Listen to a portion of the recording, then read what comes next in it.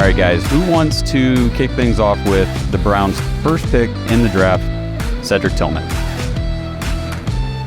Just reaction on it? Yeah, let's dive into the guy. Yeah, reactions, anything you'll want to mention about him. This was pick 74. Yep, go ahead. Yeah, I guess, for pick 73 or whatever for Cedric Tillman, I like that he's a big body receiver. I like that he's, a get up, a contested kind of guy. I like how you were saying, Derek, that, I didn't think wide receiver was necessarily like a huge need going into this year, but you kind of won me over Friday night, with some of your ideas on that. But I like the pick, especially considering who was there. All the guys that everybody had talked to pre-draft as far as the last, let's say, 5 or 6 months, we knew that they weren't going to be there. We were worried they weren't going to be there at 42 when we had that pick in the second round, like as Zay Flowers, and some of those guys. We figured they probably weren't going to be there.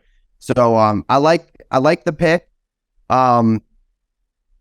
Get the shot as many weapons as you can. Yeah, this is win now mode right now. We're at that spot. You have to, if you don't make the Deshaun Watson trade work, our franchise is in trouble for the next 10 years. You have got to make it work right now. Right. So a couple of things here, and Derek, you can dive into this too. I won't talk too much about it because I know you like to cover it and you do a good job talking about the Browns getting the future somewhat under wraps at the wide receiver position. This is a hedge against, DPJ potentially pricing himself, like we've talked about, out of the Browns budget in 2024. He's going to hit the free agent wide receiver market, and he could potentially be the top, in the top, if not the top of the free agent wide receiver market next year. And that might put him in a price range that the Browns just can't match, other teams, what they might be willing to give him. One last thing before I give it to you, Derek, to address that, though. I did hear some analysts talking about the Cedric Tillman pick and saying that they thought he was actually a higher ranked, better X receiver in this draft than Jonathan Mingo, who went at 39. I know that was your boy. So for as high as you were on Mingo, there are analysts out there who were saying, Tillman actually profiled as a better prospect. So let's hear your thoughts about it.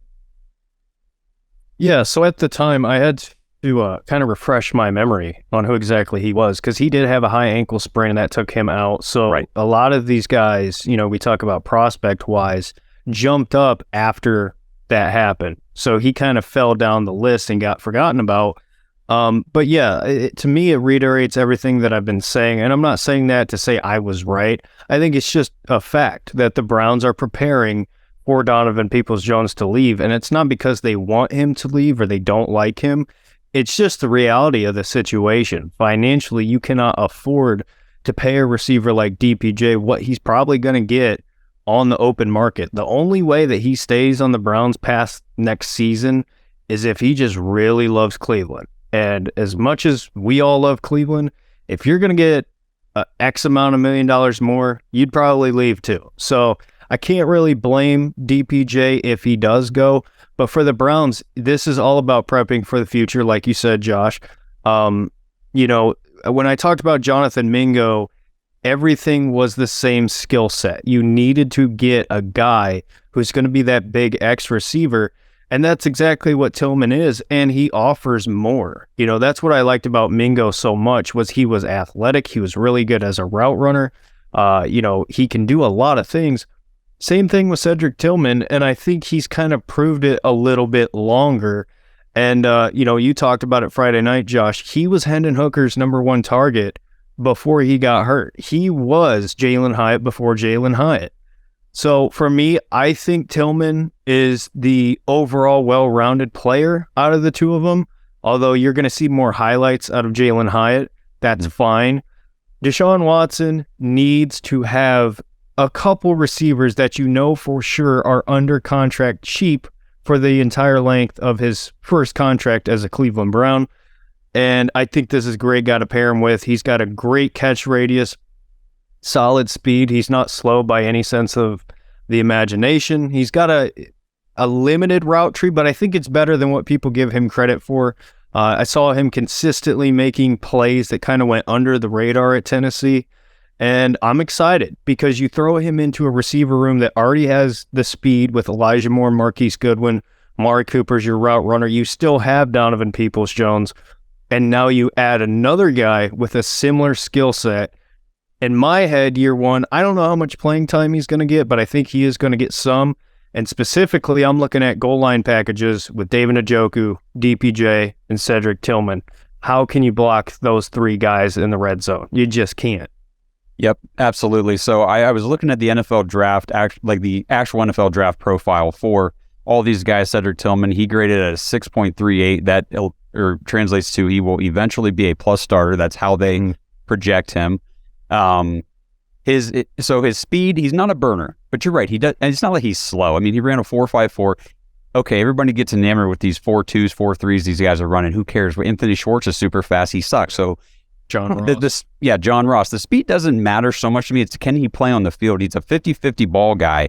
And what I like about him, I'm trying to remember the stats off the top of my head. I believe in 2022, this past season, like you said, limited season, but I think he had 42 or 43% of his contested catch rate. But the year before in 21, which was his big year, he had almost a 69% contested catch rate. So you're throwing the ball up to this guy and he's coming down with it. Back in 21, he caught 64 passes, 1,081 yards, and 12 touchdowns. And the NFL draft profile, they always put like a comp for these guys. Their pro comp, who is it? Do you know?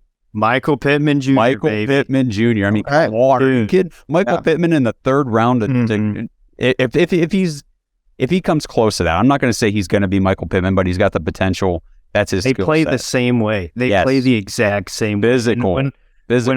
When I saw that same page you're talking about on the NFL, because immediately my thought was DPJ, because similar skill set. But when you watch Michael Pittman play and then you turn around and watch Tillman play, they are a mirror of each other. Obviously, they're not the exact same player. But man, if you polled Browns fans and said, hey, what do you think about Michael Pittman on the Cleveland Browns? They'd be ecstatic. But for whatever reason, there was a lot of fans Friday night who I think a lot of people didn't know the guy. That's how I feel about it.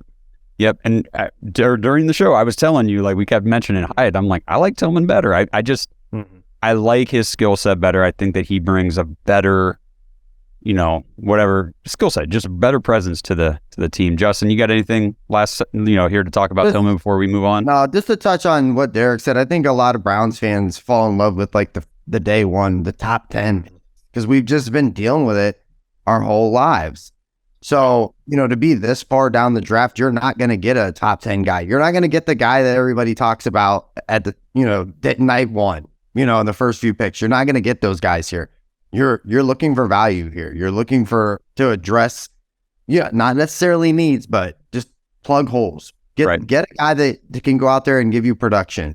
I got one more thing real fast. Yeah, go for it. I heard some people saying, you talked about the speed thing. A lot of people want speed. Here's what I'll say to that. Early prediction, don't be surprised when the Browns draft another receiver next year. Because absolutely. This is the long-term play. So don't freak out because he's not the fastest guy. That's a part of the plan. We've already coming later. The Browns want to open up the offense this year, run more 5 wide, a little more spread. It just makes sense. Like what we're hearing and the moves the Browns are making, trading, 42 for Elijah Moore, 74 goes to Cedric Tillman. They're collecting wide receiver talent of different versatile skill sets. Like these receivers are not the same. They're getting guys that can do different things and excel in different roles. What they're doing and what they're saying jive together. So this whole spread it out, let Deshaun Watson loose. I do believe that is what's going to happen. Last thing I'll say real quick, Jalen Reagor, was a first round pick, a speedy guy. Yeah. Just because a guy's not picked in the first round and doesn't have a ton of speed doesn't mean he can't be a good wide receiver. Thanks for listening to another episode of the Dawgs Podcast. Make sure you subscribe on YouTube and follow us on Twitter at the Dawgs Podcast. Get your thoughts on the show at thedawgspodcast.com.